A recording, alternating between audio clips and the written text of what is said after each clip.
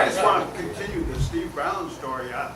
Randy Fletcher's also going into the Hall of Fame this year, and Randy Fletcher scored 63 points against White Lake, playing for Reliance, and never played the fourth quarter. Yep. He went into the Basketball Hall of Fame. Yeah, Yeah, at the back of the day. I've had the great, fortune to work with on the three sports documentaries, and the one thing you realized early on was South Dakota was blessed with a generation of sports writers and announcers who were not only really good writers, but really good sports historians. So I mean, it was very easy for us to read Larry Desautel's, who started the Aberdeen News, John Egan, who one of Mel's mentors. And then Mike and I have talked about all the voices we heard on covering basketball championships. And I'd like to, as a panel, this is a tradition that you guys have been working in, you were born into. And how did this wonderful generation of sports writers and sports announcers affect your work in that? Yeah, I read all those guys even now to this day. I mean, and I still am hoping to God I'm not screwing it up. I do. I feel that. I mean, I feel heavy weight on my shoulders sometimes. I mean, I could get emotional right now when I talk about those people. I mean, those very heroic figures in my mind. And people like today, like Mike. I mean, every day. I mean, South Dakota sports and history gets a boost from Mike every day on the radio and on weekends.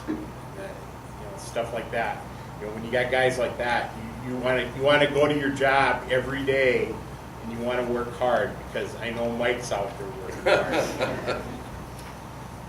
Bill? Well, those guys were all instrumental. I remember at the state amateur baseball tournament going to watch them.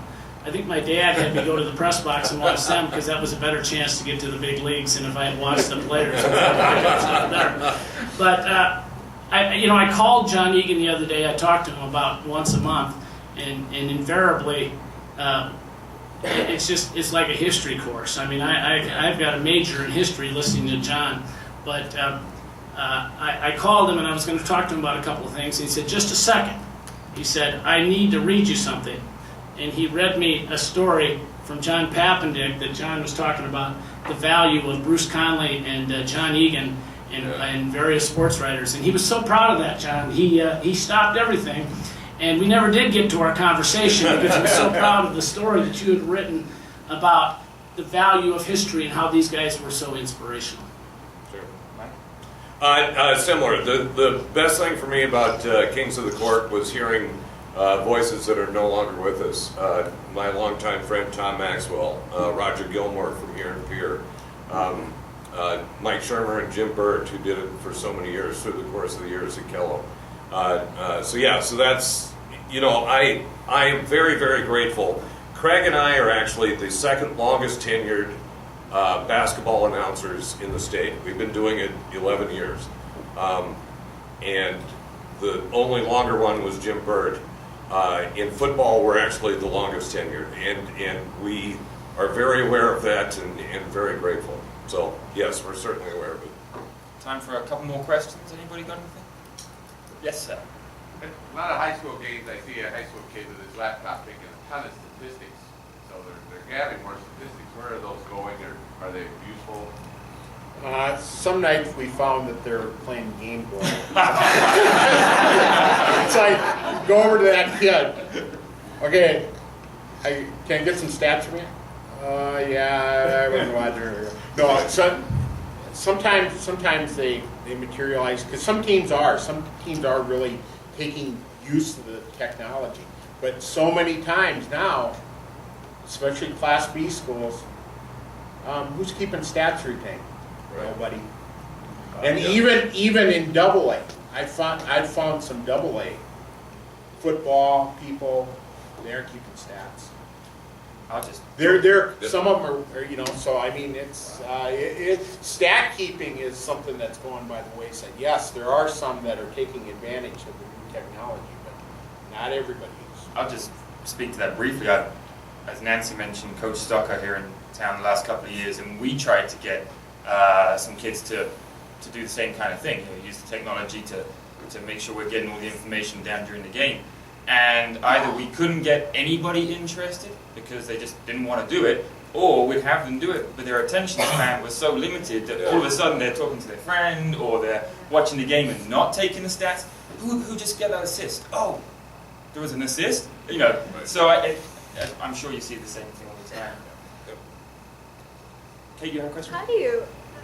There's been a little bit in sports lately. How do you maintain kind of that level of non-favoritism, I guess is the word I'm looking for? As a person that loves sports, I swear at the TV every night. I can't imagine trying to commentate a sports show and not take preference. Well, surprisingly enough, we're actually swearing back. So I'm not swearing at you.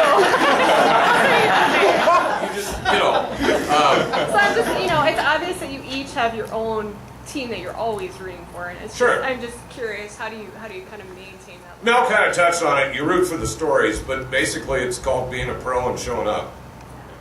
I mean, that's really what it boils down to. With our coverage of high school tournaments on public broadcasting, we keep it positive. And believe me, some tournaments that's easier to do than others. But we aren't there to coach. We aren't there to officiate. We aren't there to do anything but give the kids their opportunity to shine. So that's on my level. That's how we do it. Are there teams I root for? Heavens, yes. But Mel, have you broken that? Have you ever jumped up at the No, you would never do that. If there were any cheering in the press box in a Major League Baseball park, there are so many people watching that you would lose your credential. yeah. And you don't have time to worry about it. If people always say, well, gee, you get to go to this World Series and you get to go to this spring training. What you forget is that for a 7 o'clock game, you get to the ballpark at 2:30, 2 o'clock, 2:30, and you're constantly trying to beat your competition. So you go to the game and you're not thinking about, gee, this is a beautiful game, this is a part of history, this is this. You're thinking about, gee, where's the New York Times? How come the Washington Post guy isn't, at a Nationals game, how come a Washington Post guy isn't in his seat? Is he out getting a story that I want? So you're so focused on getting the story and get it right that you don't have time. And you don't have time to worry about where you're at or to worry about how the game is going to go. Seriously, you pull for your story. You ask, what's in it for me? And that's how it all changes. So, and where does that policing come? Well, if people think that I'm pulling for the Orioles or I'm pulling for the Nationals or I want Oakland to beat tonight, if people see that, you lose your credibility. Right. So if I walk into the Yankees clubhouse and they know that I want the Red Sox to win, it doesn't work. So That ain't right. well, you know what I mean. It's self-policing, and you got to be very careful because it's your credibility on the line, and you don't do it. And it doesn't matter if it's the major leagues or Bridgewater versus Lake Nord. We can cover that game because we know the girls or boys or whoever it is, both sides, they've worked just as hard. They put in all the time. And like said, you show up and that you know that. That. So, I mean, it doesn't matter. I mean, I could care less if Aberdeen Central beats Huron or not. It just doesn't matter. It didn't look that way when you were there at the Pierre Aberdeen soccer game. Well, you were coaching it, so I had to cheer for Aberdeen Central. Well, unfortunately, our time has come to an end. I'm going to speak for these gentlemen and say that I'm sure they'll be happy to answer any further questions during the conference. No, I'm done. Oh, except on Mike. He's going to be busy twittering. That's right. I got all sorts of stuff. I just entered the Twitter world a week ago, so I'm still enamored with it. But I would like to take this opportunity, Mel Antonen, Mike Henriksen, and John Papendick, thank you very much. And